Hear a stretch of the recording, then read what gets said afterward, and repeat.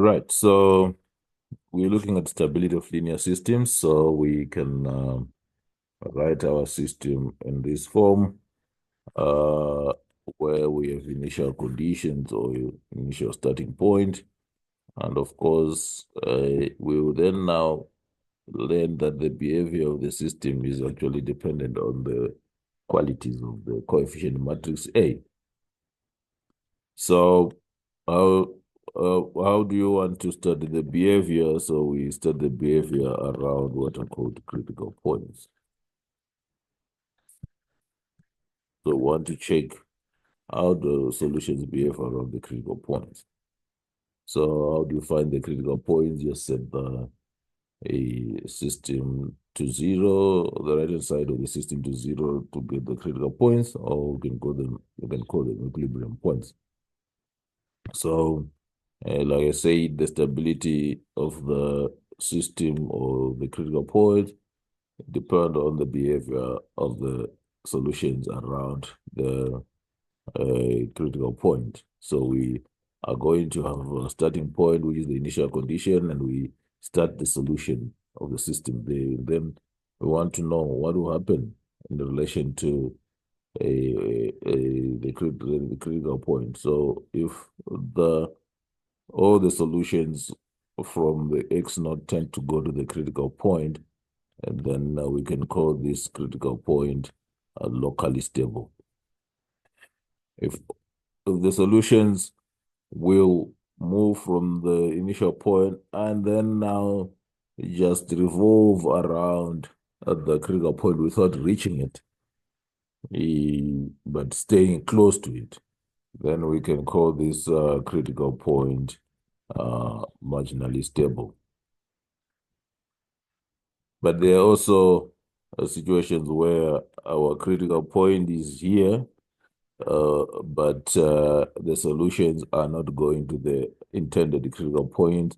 They are moving to another critical point. So this critical point that we have here, that is of concern, is then called unstable. So this is the possible ways in which solutions that start at the initial condition can behave around the critical point. All right, so how do we know that any of these is going to happen? Any of these can happen. So one way is to look at the properties of the coefficient matrix. Let's see. So for a 2 by 2 matrix, we can study this through the matrix trace and the matrix determinant. Take note, this only works for 2 by 2 matrices. So if I then call the trace, the trace, I can call it tau, is equal to the sum of the diagonals. Then the determinant that I'll call nab lambda is equal to AD minus BC. And for us to have a critical point for the linear system to be 0, 0 only, we need the determinant not to be equal to 0. So the properties of the matrix can be studied using the trace and the determinant of the matrix. But also you can talk of the auxiliary equation where you find the eigenvalues. You find that this will give you A minus lambda, B, C, D minus lambda, which is A minus lambda into D minus lambda minus BC should be equal to 0. And if you look at it, this one will give you A minus A plus D lambda plus lambda squared minus BC. So this is AD, so is equal to 0. So if you write it nicely, you have this minus A plus D lambda plus AD minus BC it should be equal to 0. And you can see that we can rewrite this as lambda squared minus the trace times lambda plus the determinant of the matrix is equal to 0. And then the lambda is then obtained as the trace plus or minus the square root of the trace squared minus 4 times the determinant is over 2. And for stability, so there are 3 cases as we know. We can have one if the discriminant minus 4 lambda tau squared minus 4 lambda is greater than 0. If the discriminant is greater than 0, we have what? Distinct real roots.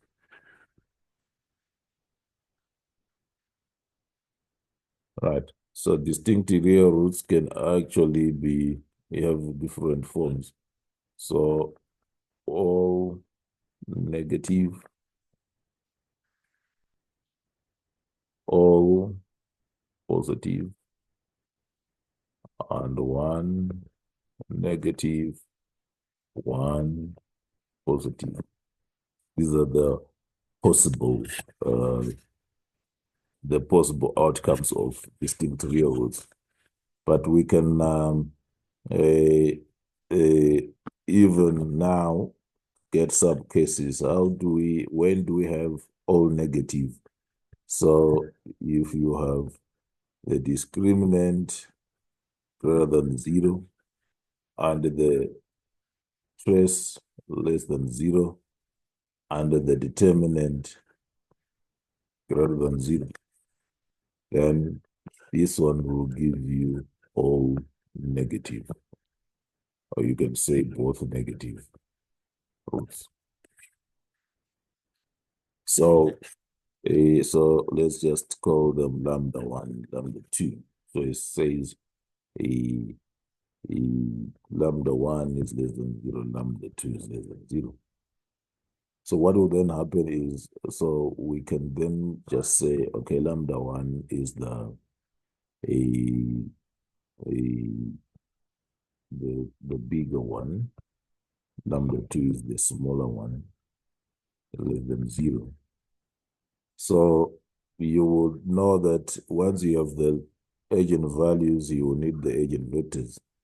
So you will get your K2 associated with lambda 2 and K1 associated with lambda 2. These are what our E vectors. So your solution now, x of t is equal to C1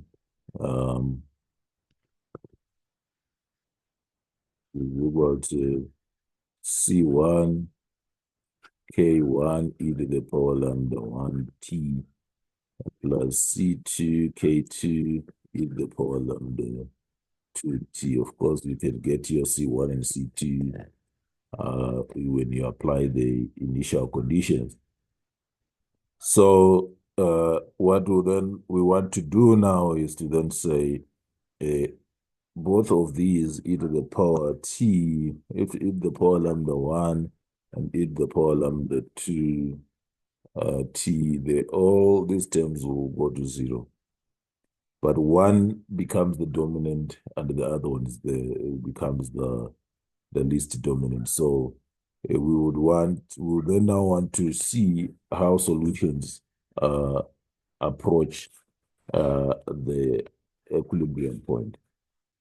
So you then realize that now the eigenvector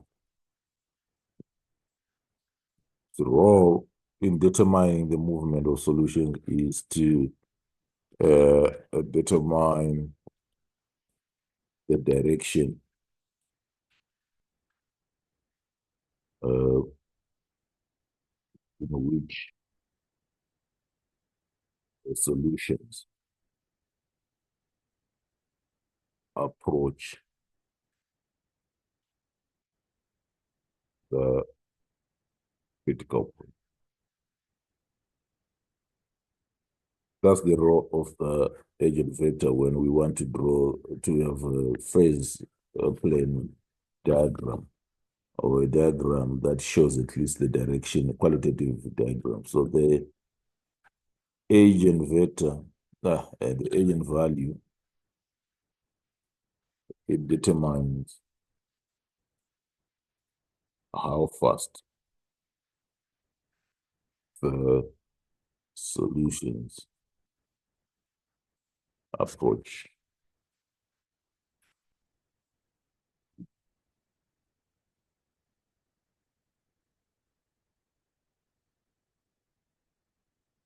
Yeah.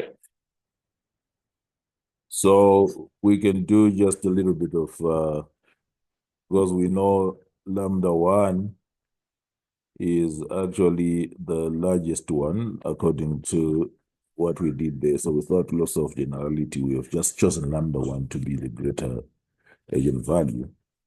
So you can factor out e to the power lambda 1. Then you have C1 K1 plus C2 K2 e to the power lambda 2 minus lambda 1 T. And take note, since lambda 2 is smaller than this, is actually less than 0. So this is one of the two things would happen if C2, so far this term here with the dominant eigenvalues is the one that determines the direction and how fast the solutions are reaching.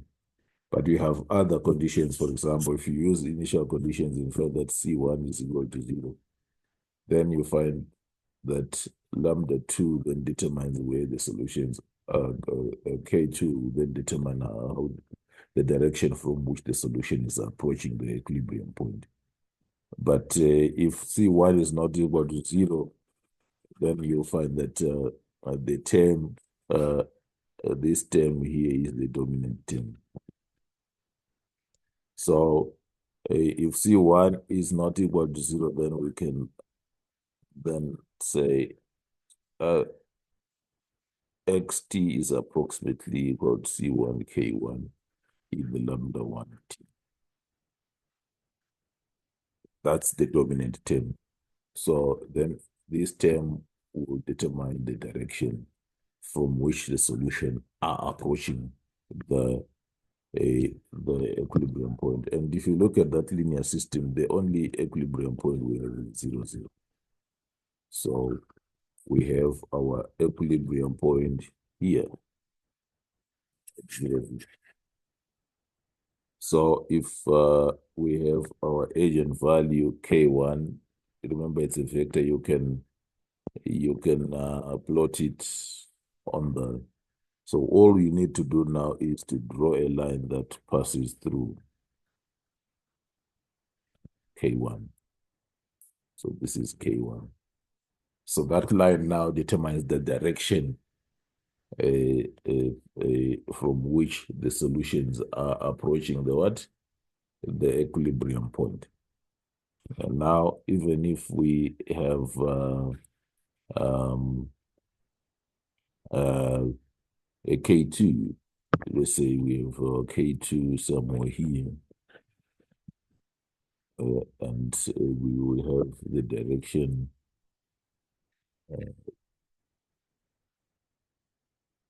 all right. So then we'll know that if we start solutions from anywhere,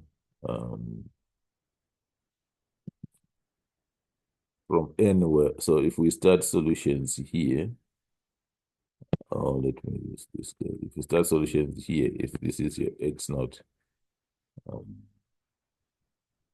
then you will find that solutions will start going towards this line, and then they are now drawn to the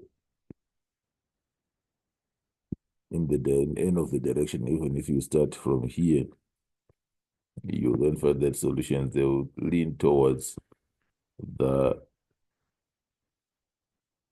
eigenvector K1 and end up now moving towards the what?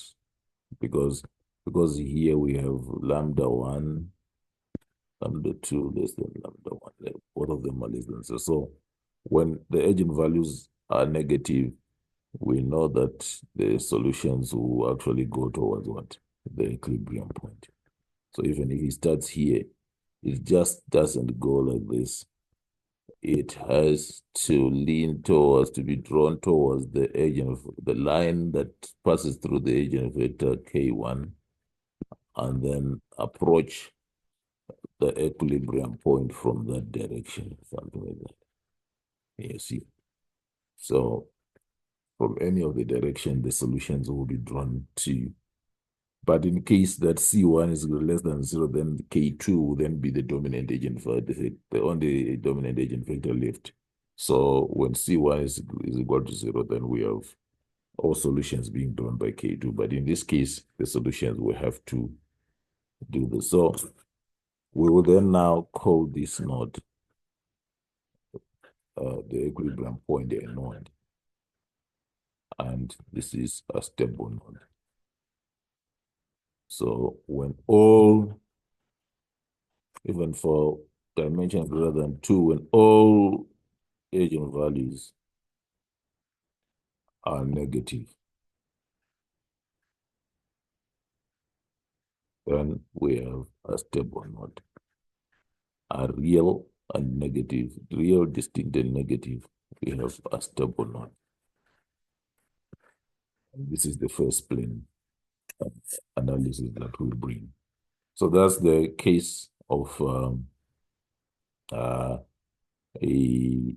case 1-1, where we have all negative.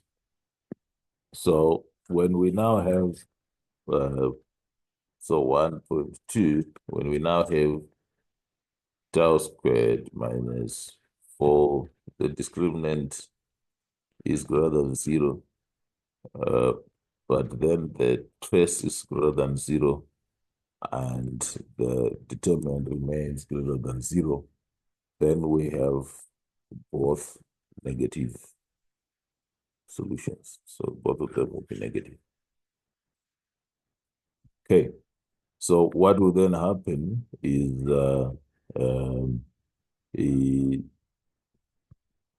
we will have a similar situation.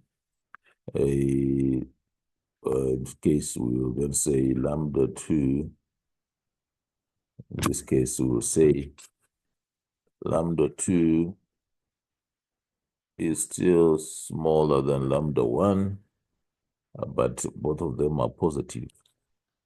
So we'll still have our x of t is equals to c1 k1 e to the power lambda 1 t plus c2 k2 e to the power lambda 2 t.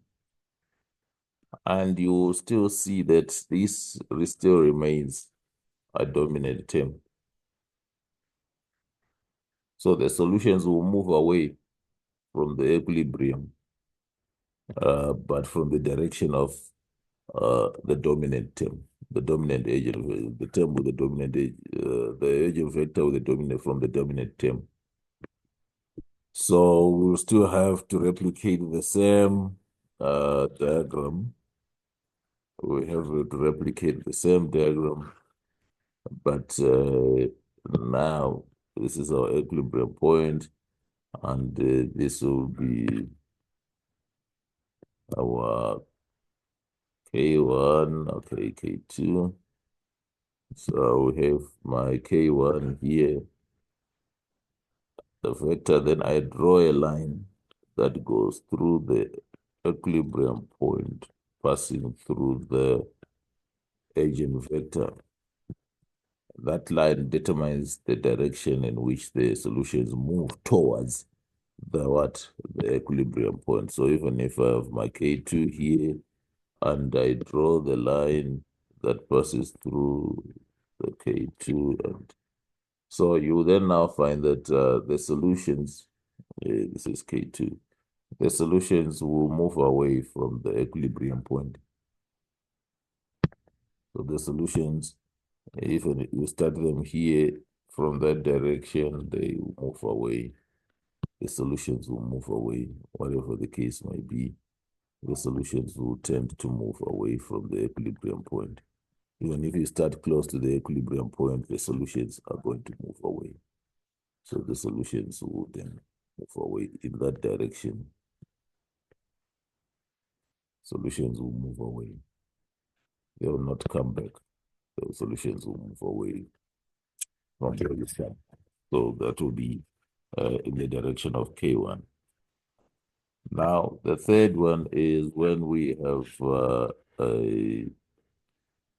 either K1, let me cross-check here. So the third one is when we have K, we have one of them is negative and one of them is positive. So we get a saddle point. We get a saddle point when the determinant is less than zero. So that's the third case, 1.3. Our discriminant is still greater than zero, but our determinant is less than zero. So this one will give one negative and one positive eigenvalue. So we'll then now say lambda 2 is the one that is negative, but lambda 1 is positive. So what will then happen is we will still have C1 e to the, so x of t, C1, K1 e to the power lambda 1t plus C2 e to the power K2 e to the power lambda 2t. So if C1 is equal to 0, then you find that we are left with the term, the second term here, which whose solutions should go towards the equilibrium point or the critical point. But if C1 is not equal to 0, then we have one of the following two cases. So if X naught is on the line from K2 to the equilibrium point X bar, then solutions will reach the equilibrium point along that line.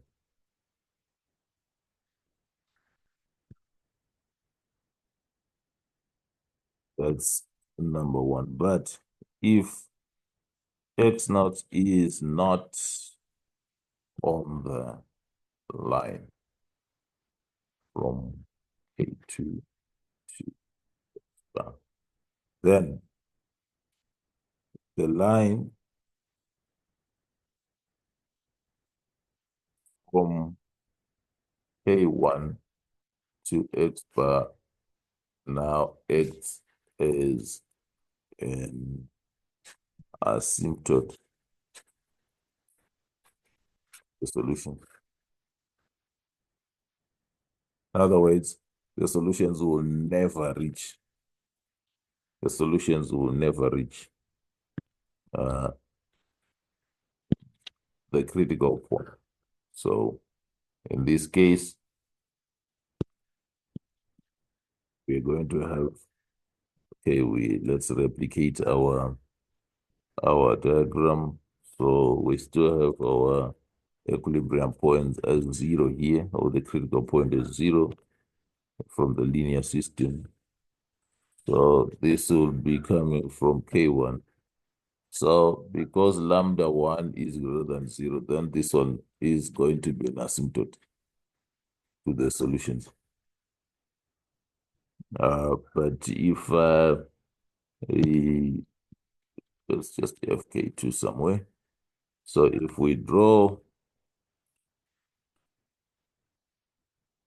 so what we were saying is if X naught is the initial condition is on the line that moves from K2 to the equilibrium point, then all solutions will go to the equilibrium from any direction if X naught is anywhere along that.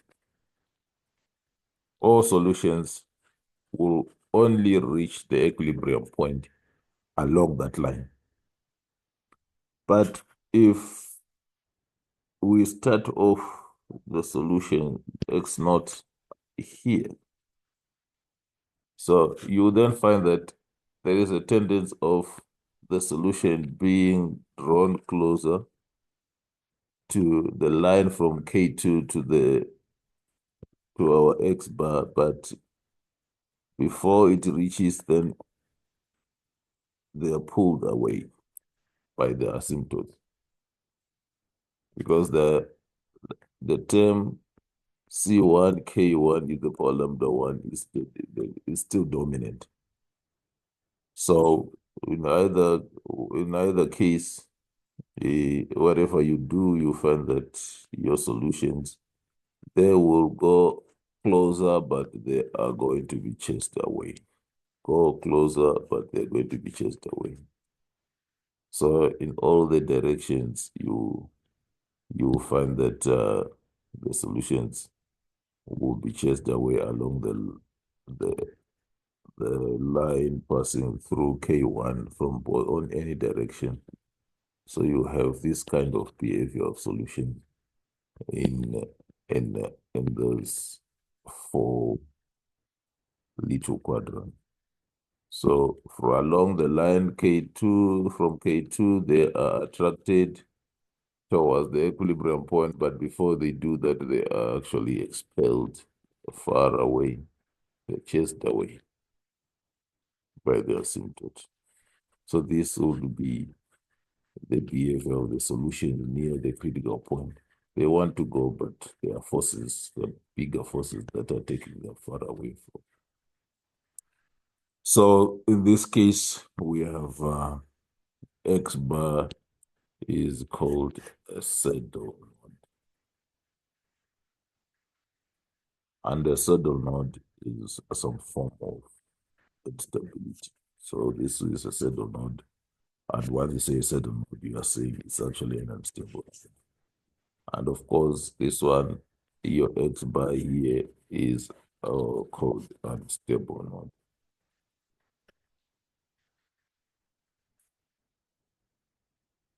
All right, so this is what happens in the case where we have two distinct real roots, and they can either be all negative or all positive, or one positive or one negative. And we can actually see that when they're all negative, that's where we can get local stability. We can come back here and say we now have a way when they're all negative.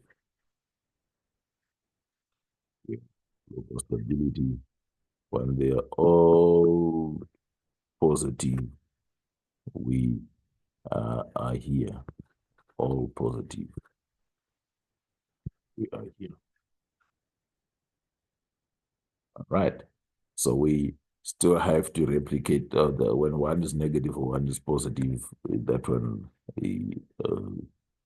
is not represented here.